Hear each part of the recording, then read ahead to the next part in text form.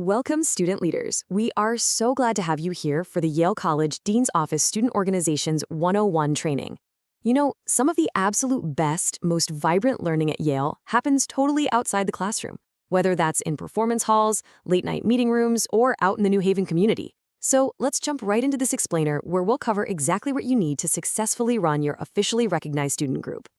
We've got a super clear roadmap for today. We'll start with what is an RSO, then hit officers and members, talk about constitutions, weigh the responsibilities and privileges, point you to key YCDO support resources, and finally wrap up with a quick recap and next steps. All right, Section 1, what is an RSO? Defining your organization. So what exactly is an RSO? Well, it stands for Registered Student Organization. Basically, it's a community building group.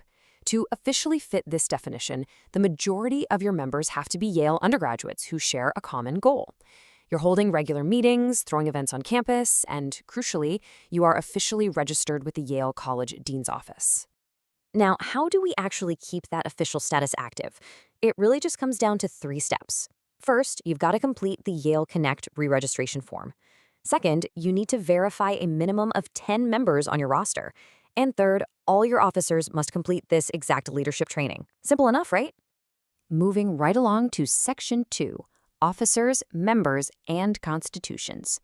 Think of this as the drivers and the rules of the road for your group. Every great organization needs a bit of structure, so you are required to have a primary officer, like a president, and a finance officer, which is usually your treasurer.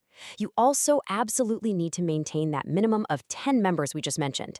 And I cannot stress this enough. Your RSO must be strictly open to all Yale undergraduates. That means operating with complete inclusivity and zero discrimination.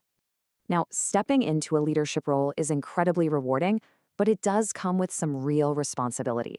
As an officer, you need to be a currently enrolled Yale College student living in New Haven, and you've got to be in academic good standing. But here's the really critical takeaway. During your term, you actually bear the financial and legal responsibility for your organization.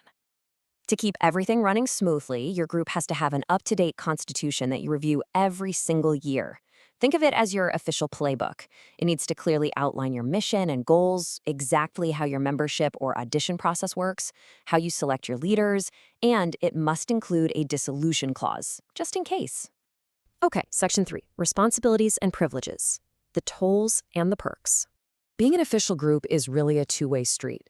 On the responsibility side of things, you must strictly follow the undergraduate regulations, you have to operate on a nonprofit basis, and you must ensure equal opportunity for everyone. But in exchange for following the rules, you unlock some amazing privileges. You get to reserve campus rooms, you can request funding from the UOFC, and you can even petition to officially use the Yale name. Next up, Section 4, Key YCDO Support Resources. These are your navigators. The best part, you do not have to manage all this by yourself. Your absolute first line of support is your SOC. That stands for Student Organization Consultant.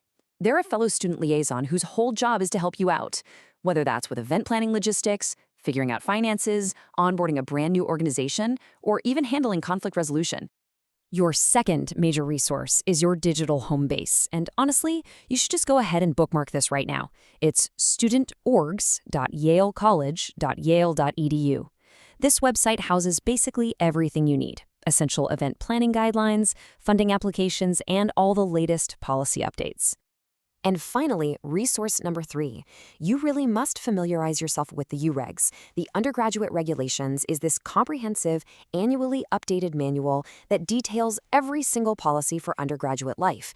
It is super important because violating these policies can actually lead to losing your registration, so knowing them inside and out is definitely a must. All right, Section 5, recap and next steps, reaching your destination. We are almost at the finish line. Let's lock in those crucial takeaways. Always, always keep your Yale Connect registration and your roster completely up to date. Make sure you're adhering closely to those undergraduate regulations. And please leverage your UOFC funding and your SOC. They are quite literally there to help your group thrive.